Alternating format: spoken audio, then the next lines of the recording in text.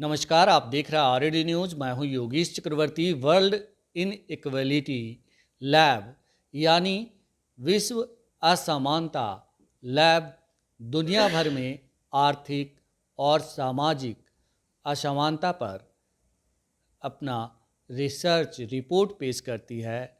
ताज़ा research report Bharat के बारे में जारी की गई है, जिसमें ये बताया गया है कि भारत में सामाजिक और आर्थिक असमानता आकाश और पाताल की तरह है।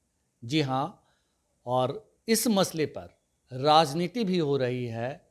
वर्ल्ड इन इक्वलिटी लैब की रिपोर्ट पर लालू प्रसाद यादव ने ट्वीट किया है और मोदी सरकार पर जोरदार हमला बोला है।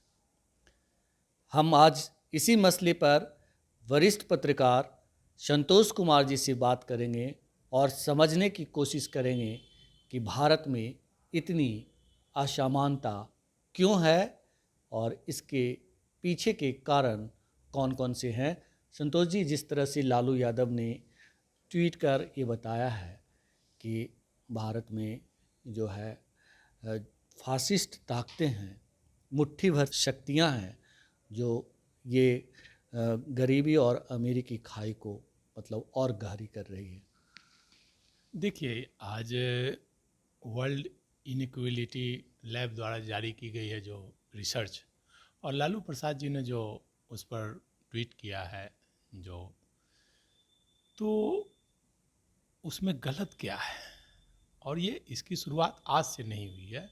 अगर देखा जाए तो इसकी नींव हमारे वेद पुराण काल के समय से ही रखी गई है, रामायण महाभारत काल के समय से ही रखी गई है।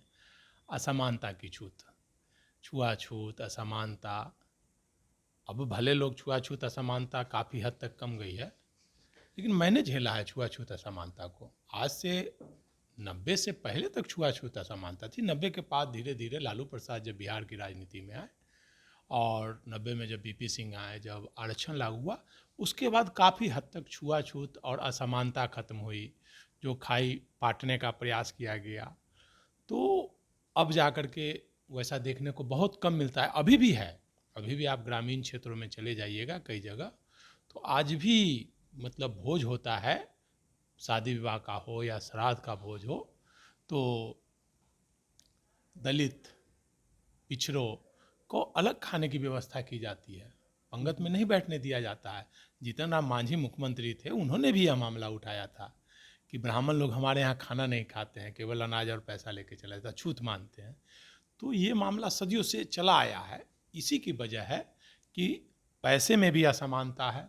जो जिसके पास धन है, ज़मीन है, बोला जाता था दक्षिणवारी टोला बसाया जाता था, अछूत मान के दक्षिणवारी टोला में कि उधर से हवा नहीं आएगा, दक्षिण में बसाया जाता था दलितों को, अति पिछड़ों को।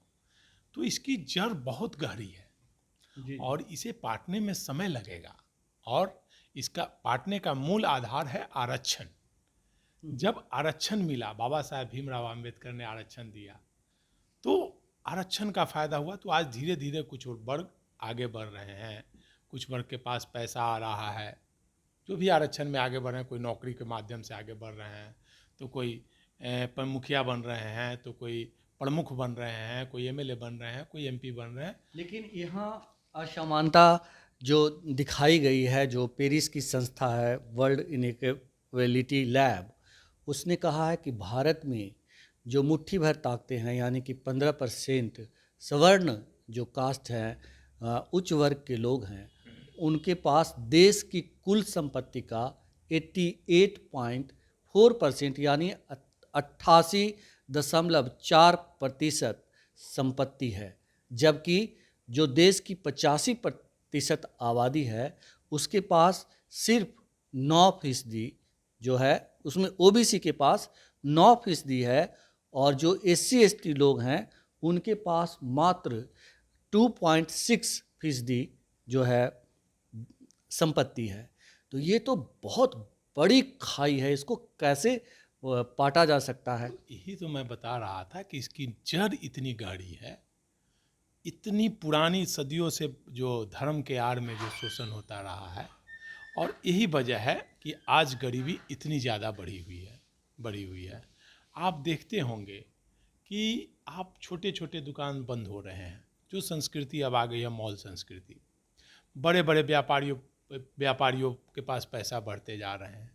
जो हाल के वर्षों में हुआ, ये सदियों से होते आ रहा है, अभी की कोई नई बात नहीं है, लेकिन हाल के वर्षों में ज़्यादा ये बातें देखने को मिली है। आप देख रहे होंगे कि हर चीज़, कोई भी कारोबार हो तो 10 लोगों के पास सीमित हो गया है। 10 बड़े बड़े व्यापारी सारा कारोबार कर रहे हैं, मतलब कबाड़ी से लेकर के और सोना चांदी से लेके कपड़ा से लेके खाना तक, मतलब हर चीज़ वही कर रहे हैं। तो आम लोग जो हैं, छोटे दुकानदार हैं, जो कि खोमचा लगाते हैं, जो दुकान मोहल्ले में खोलते हैं, वो दुकान धीरे धीरे बंद होती जा रही है। जब से मॉल संस्कृति आई है, जब से ऑनलाइन संस्कृति आई है, तो जितने छोटे छोटे लोग हैं, दुकानदार हैं, बंद होते जा रहे हैं। और इसकी मूल वजह है सरकार। पहले जो कारोबार होता था, पहले मतलब हर मोहल्ले में दुकानें होती थी, लोग मोहल्ला में कुछ सामान खरीदते थे, तो मोहल्ला का पैसा जो है वहीं पर सर्कुलेट होता था, तो वो उनकी आमदनी बढ़ती थी। तो आमदनी बढ़ती थी, तो ये आप देख रहे होंगे 10 साल पहले इतना कम आंकड़ा नहीं था, इसमें ज़्यादा था, लगभग 14% के आसपास था ये आंकड़ा। तो वो घट करके पिछले 10 वर्षों में ये आया। और ये आज भारत, अब देखेंगे कि हमेशा करीब गुलामी की जंजीर में ही रहा। कभी मुगलों की गुलामी हुई, कभी अंग्रेजों की गुलामी। 2013 के पहले, मतलब 2013 तक 17.3% जो ये आंकड़ा था, तो ये पिछले 10 वर्षों में घटा है। तो क्या मोदी सरकार, जिस तरह से लालू प्रसाद यादव ने ट्वीट करके उन पे हमला बोला है कि ये नफ़रत फैलाने वाले लोग जो है जाति गणना इसलिए नहीं करा रहे ताकि इस पे हंगामा होगा, उन्हें गरीबों का हक देना पड़ेगा, तो उनका ये आरोप कितना जायज़ है? देखिए, ये आरोप कोई गलत तो नहीं है, तो आंकड़ा है जारी किया हुआ। बिहार सरकार द्वारा भी जो जातीय जनगणना कराई गई, उसमें भी ये आंकड़े आए हैं। आप ये वर्ल्ड इनइक्वालिटी लैब द्वारा जारी की गई संस्था है, कोई हमारे और आपके द्वारा तो किया गया ये नहीं है रिसर्च। तो दुनिया की बड़ी संस्था है, वो पूरी दुनिया भर पर रिसर्च करती है, सब जगह हर जगह का रिसर्च करती है और उस आधार पर रिपोर्ट लाती है कि किसके पास पैसा है। आप अभी देख लीजिए ना, किनके पास पैसा है। आप देखते होंगे आज भी लोग कूड़ा उठाते चलते हैं, कूड़ा उठा करके रोजी रोटी करते हैं। मतलब भोज का जो पत्तल रहता है उसमें से उठा करके मिठाई खाते हैं। आप देखते होंगे मिठाई की दुकान पर तो कोई बच्चा टकटकी निगाह से देख रहा होगा। वो कौन है? वो किनके बच्चे हैं? वो गरीब बच्चे किनके हैं? वो शोषण के शिकार हैं। वो दलित समुदाय से आते हैं, अति पिछड़ी जातियों से आते हैं, धानुक समाज से आते हैं, जो पत्तल उठाने का काम करते थे। तो ये जो व्यवस्था है हमारे यहाँ आज भी, और जब पढ़ने लिखने की बारी आती है, जब पढ़ाई लिखाई, जब जागरूकता आई, बाबा साहेब भीमराव अम्बेडकर ने संविधान में शिक्षा की व्यवस्था की, आरक्षण की व्यवस्था की, जब लोग पढ़ने लिखने लगे, तो वही जो 15% आबादी है, 12%, 15% आबादी, उन्होंने धर्म का मुद्दा उठाना शुरू कर दिया, मंदिर मस्जिद का मुद्दा उठाना शुरू किया। और धर्म के नाम पर सबसे पहले वही दलित और पिछड़े लाठी लेके खड़े रहते हैं, तो उनकी पढ़ाई फिर बंद हो जाती है। आप आज देख रहे होंगे कि सारे स्कूल कॉलेज सरकारी जितने हैं उनको चौपट किया जा रहा है, एक साजिश के तहत, एक रणनीति के तहत कि पढ़ लिख लेंगे तो उनके पास भी पैसा चला जाएगा, वो भी हमारे समानांतर होंगे। तो बाबा साहब ने आरक्षण तो दे दिया, लेकिन आरक्षण का लाभ वो नहीं लेने देने हैं। वही जो 15% जाती है, जो बोला जाता है सवर्ण समाज के लोग, कभी न्यायपालिका के माध्यम से रोक लगाएंगे, कभी नौकरशाही के माध्यम से रोक लगाएंगे, तो कभी सत्ताधारी सरकार के बल पर रोक लगाएंगे। आप देख लीजिए ना, पिछले 10 वर्षों में कितनी वैकेंसियाँ निकली। 10 वर्षों में कम से कम मुझे लगता है कि लगभग 20 लाख पद खाली हुए होंगे। अगर 20 लाख वैकेंसी निकलती तो 20 लाख परिवार के पास तो कम से कम धनाढ़ पैसा आता, वो गरीबी से ऊपर उठते। तो नहीं निकल रही है, बेरोजगारी चरम पर जा रही है। और आप पैसा किसका माफ़ कर रहे हैं? तो 4 जो बिजनेसमैन आपके करीबी हैं, 10 बिजनेसमैन मान लीजिए, उनका पैसा माफ़ कर रहे हैं, उन्हीं को कर्ज दे रहे हैं। 10 वर्षों में धनाढ़ कौन हुआ? जो उनके करीबी हैं सरकार के। संतोष जी, यहाँ एक सवाल उठता है कि जो सत्ता प्रतिष्ठान में लोग बैठे हैं, जैसे नीतीश कुमार, आज ही तेजस्वी यादव ने कहा कि पिछले 20 सालों से एनडीए के लोग नौकरियों पर कुंडली मार के बैठे थे, और जब हम 17 महीने के लिए गए तो हमने नौकरियां की बात की, 5 लाख लोगों को रोजगार दिया और 3 लाख से ज़्यादा जो है रोजगार प्रक्रियाधीन किया, जॉब प्रक्रियाधीन किया, और उन्हें अब जॉब मिलना चाहिए। तो इसका मतलब तो ये है कि जो सत्ता प्रतिष्ठान में ओबीसी और दलित समाज के लोग जैसे चिराग पासवान, जीतन राम मांझी, नीतीश कुमार जैसे लोग जो हैं, ये कहीं ना कहीं उनकी मदद कर रहे हैं। देखिए, कहने को तो प्रधानमंत्री भी पिछड़ी जाति से आते हैं, लेकिन वो किनके गोद में खेल रहे हैं? आरएसएस संघ, आरएसएस पर किसका कब्जा है? आज नरेंद्र मोदी का गुणगान करने वाले कौन लोग हैं? सवर्ण समाज के लोग हैं कि उनकी नीतियों को वो आगे बढ़ा रहे हैं। आप आरक्षण, भले आप आरक्षण दे दिया गया है, लेकिन वैकेंसी निकलेगी सरकारी तब तो आरक्षण का लाभ मिलेगा। तो समानता कैसे दूर होगी? गरीबी इतनी ज़्यादा, गरीब को और गरीब करते जाओ और अमीर को और अमीर। आप ये सोचिए ना, 80 करोड़ लोगों को आप 5 किलो अनाज दे रहे हैं, मतलब 80 करोड़ लोगों को तो आप एकदम पंगु बना रहे हैं। बिल्कुल, ये कौन सी नीति है कि 80 करोड़ लोगों को तो आप, मतलब न शिक्षा की उसको ज़रूरत है, न उनको रोजगार की ज़रूरत आप महसूस करा रहे हैं।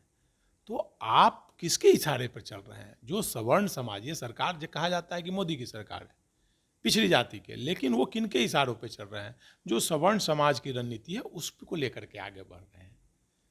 तभी तो आप बता दीजिए ना, प्रधानमंत्री जी का मंदिर मस्जिद के अलावा और उन्होंने कुछ किया हुआ, पिछड़ी जातियों के लिए कुछ किया हो तो बता दें। वो भाई, आप क्या, आप प्रधानमंत्री तो आए क्या किए कि भाई सवर्णों के लिए 10% आरक्षण दिए नरेंद्र मोदी ने? संतोष जी, यहाँ ये भी सवाल है कि जाति गणना को लेकर जो सवाल उठते हैं कि जाति गणना नहीं करवाया जा रहा देश में। अगर जाति गणना करवाया जाएगा तो जो गरीब, पिछड़े और दलित लोग हैं उन्हें उनका अधिकार मिलेगा। बिहार में जाति गणना तो हुआ, लेकिन क्या इससे जो पिछड़ी जातियाँ के लोग हैं, अनुसूचित जनजाति के जो लोग हैं, उन सभी को उनका हक मिला? देखिए, निश्चित तौर पर बिहार में जो जातीय जनगणना हुई, तो जातीय जनगणना के बाद सरकार ने जो घोषणाएं की कि लगभग 1 करोड़ लोग परिवारों को, 1 करोड़ परिवार को पैसा दिया जाएगा। मतलब वो 5 साल में, किस्त में 5 साल में वो 50-50 हज़ार करके दिया जाएगा। तो उनको उत्थान के लिए वो राशि दी जा रही है। इसके अलावा आरक्षण की सीमा बढ़ाई गई, 15% आरक्षण की सीमा बढ़ाई गई। तो जातीय जनगणना का जिनके पास कोई आय नहीं था उनके लिए व्यवस्था की है सरकार ने, लेकिन वो उसमें टाइम लगेगा, सरकार के पास पैसे नहीं है। तो इसी के लिए विशेष पैकेज की मांग की जा रही है, विशेष राज्य का दर्जा की मांग की जा रही है कि वो जब पैसे मिलेंगे तो जो आर्थिक रूप से पिछड़े हुए हैं, जो गरीब हैं, उनको वो सहायता मिली जाएगी।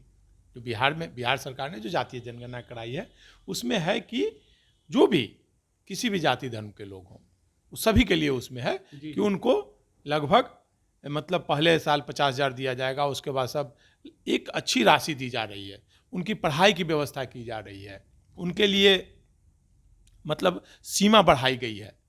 तो ये जातीय जनगणना का तो फायदा निश्चित तौर पर होगा। हाँ, राष्ट्रीय स्तर पर अगर होगा जातीय जनगणना का फायदा, तो किसी भी जाति धर्म के जो भी गरीब तबके के लोग, चाहे वो सवर्ण कास्ट से हो, चाहे पिछड़े हों, दलित हों, तो उसका सभी लोगों को फायदा मिलेगा। आर्थिक आधार पर जो गरीब हैं, जो भीख मांगते हैं, भीख मांगने वाले में कौन ज़्यादा है? ज़्यादातर ब्राह्मण समाज के लोग आते हैं। आप मंदिर में देखिए, मंदिर में कटोरा लेके खड़े रहते हैं, और नहीं तो फिर पिछड़े समाज, दलित समाज से देखिएगा। लेकिन मंदिर में ज़्यादातर आप देखिएगा, दरभंगा तरफ चले जाइएगा, जितने खाना बनाने वाले कौन है? मिथिलांचल, पूरा गरीबी भुखमरी का शिकार है मिथिलांचल, दाने दाने को लोग मोहताज होते हैं। तो ये सभी जाति धर्म के लिए है। जातीय जनगणना होगी तो उसका फायदा सभी लोगों को होगा। लेकिन ये जो वर्ल्ड इनइक्वलिटी की रिपोर्ट आई है लैब की, तो ये पूरे दुनिया भर पे रिसर्च करती है, और इसकी रिपोर्ट जो बिहार में आई है, बिहार के लिए, पूरे इंडिया के लिए आई है जी। तो इंडिया के लिए जो रिपोर्ट आई है, इसमें है कि पैसा जो दलितों और पिछड़ों के पास मात्र पैसा घटता जा रहा है। बिल्कुल बिल्कुल जी। और मतलब सवर्ण समाज है उनके पास पैसा बढ़ता जा रहा है। तो इसकी मूल वजह है हमारी जो रणनीति है, जिनके पास पैसा है उन्हीं के पास पैसा बढ़ेगा। और सरकार की जो नीति आई है 80 करोड़ लोगों को भुखमरी मतलब अनाज देने की, तो उनको तो पैसे की अब जरूरत नहीं है। तो 80 करोड़ में अगर आप देखिएगा तो 80 करोड़ जो आबादी है उसमें 60 करोड़ वही दलित और पिछड़ी जाति के लोग होंगे, 60 से 70 करोड़। जी। तो उनको रोजगार देने की ज़रूरत है सरकार को। जो भी हैं उनको सरकार को चाहिए कि रोजगार दें, उनके नौकरी की व्यवस्था करें, उनको आत्मनिर्भर बनाना चाहिए, तभी ये दूरी पाटी जा सकती है। नहीं तो ये और जो पिछले 10 वर्षों में ये अंतर घटा है, इसमें और अंतर आएगा। छोटे छोटे दुकानदार दुकान बंद होते जा रहे हैं, मतलब हजारों ऐसे दुकान हैं जो बंद हुए, जिनका किराया तक नहीं निकाल पा रहे हैं, तो उनको बंद करना पड़ा है।